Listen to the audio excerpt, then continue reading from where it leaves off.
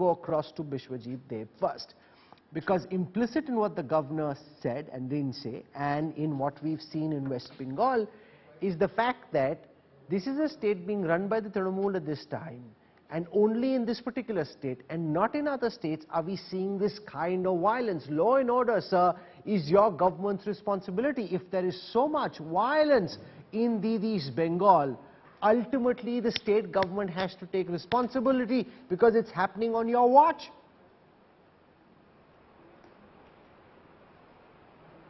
I'll come to what the governor has said after some time. But first let me tell you that the people's mandate had been with Mamata Banerjee. The people's blessings had been with Mamata Banerjee, with Abhishek Banerjee and with All India Trinamool Congress. It reflected, today's results reflected that the people had full faith on Trinamool Congress, on Mamata Banerjee and on Abhishek Banerjee. Now you see there are 63,000, more than 63,000 booths, out of which only in 1% booth there were some incidents of violence, especially in Murshidabad, where Congress and CPIM created this violence, and 5 of our active leaders and workers, they died on the day of election in Murshidabad alone, and some happened in Kuch Bihar, where these incidents had been instigated by the BJP, and some incidents were there in South 24 Parganas instigated by the ISF. Now the problem is these sporadic incidents which led to deaths of not only the opposition but also the Trinamool Congress workers and leaders. You see what happened ultimately, the media projected, the section of the media projected that the entire state is in doldrums, the entire state is in a lawlessness situation, but that is not a fact. This is not the actual fact. You see, the people voted for Trinamool Congress. You cannot rig, you cannot create nuisance in 63,000 booths. People voted for Mamata Banerjee, people voted for Abhishek Banerjee, people voted for Trinamool Congress. This is the hard reality, this is the ground reality which the governor of West Bengal is not so understanding. Unfortunately, the governor of West Bengal is acting at the behest of his political masters.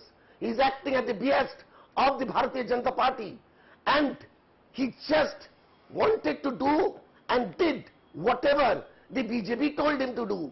Even during the time when the election campaign was over, at that time also he came out in the streets and he helped the opposition. This is not the role of a governor.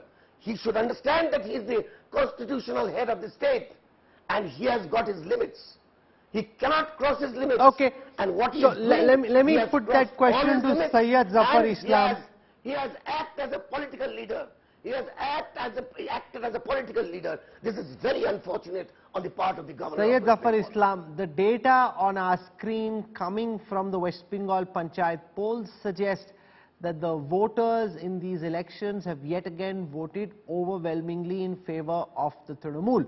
The TMC leader says that the poll violence is exaggerated, it's bad, but it's limited to certain pockets. It's not as if the state is in the grip of lawlessness like the BJP would have us believe.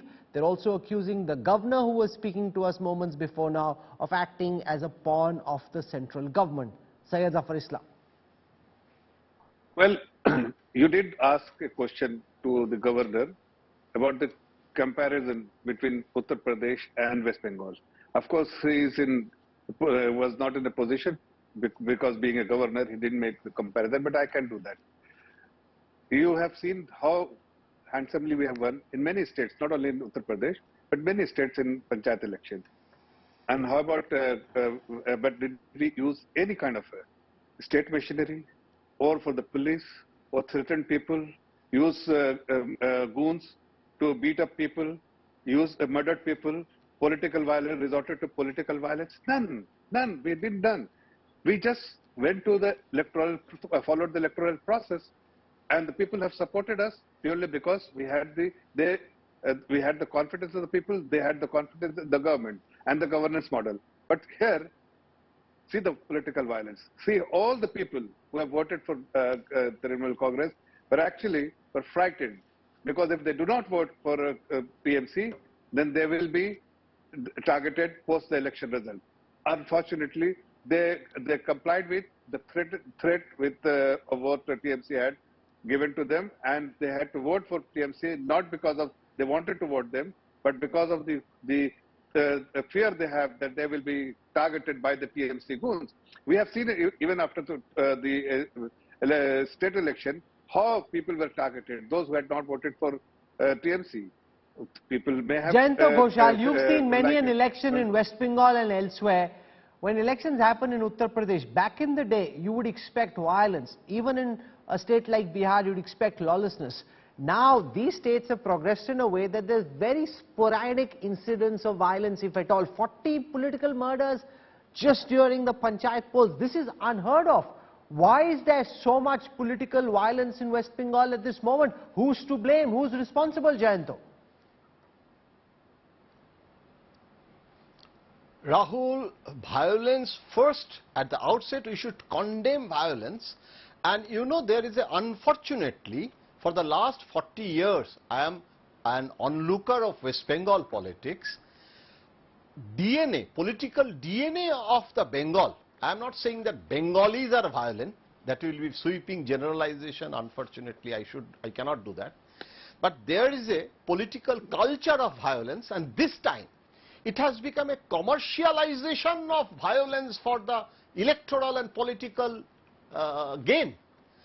I am remembering I mean just recalling that the Aaj Tak special story, it's a brilliant story, that the bomb merchants of Bengal, they are saying, I am not in a party. I am selling the bombs and the rifles, and we are independent. Earlier they used to bring it from the Munger, Bihar. Now West Bengal has become independent and we are manufacturing and you can buy. And both the parties, the opposition and the ruling parties, they are buying. Why? TMC is buying to remain in power. BJP is buying to gain the power. So it has become a political culture. But one thing is very important, that when CPM was in power, after some time, the killing of CPM workers also started. Because that time we used to call it Pratirod. The combative politics started because Trinamool started getting the political space against CPM. Now the history is repeating history. You have to give the share to the devil also. Biswajit Deb is a very good friend of mine. He's a brilliant spokesperson, but he cannot say that Congress, when Siddharth Shankar Rai, the goons of Congress, shifted to CPM, and the CPM goons shifted to the political power hierarchy of TMC, and it has become a system in West Bengal because it's a socio-economic factors are there. If you cannot provide the industry, if you cannot give the white collar job, Panchayat Pradhan, he gets 6,000 rupees, but that is not the issue. But the central projects, the state projects, lot of monies, and there is a socio-economic pathos in Bengal,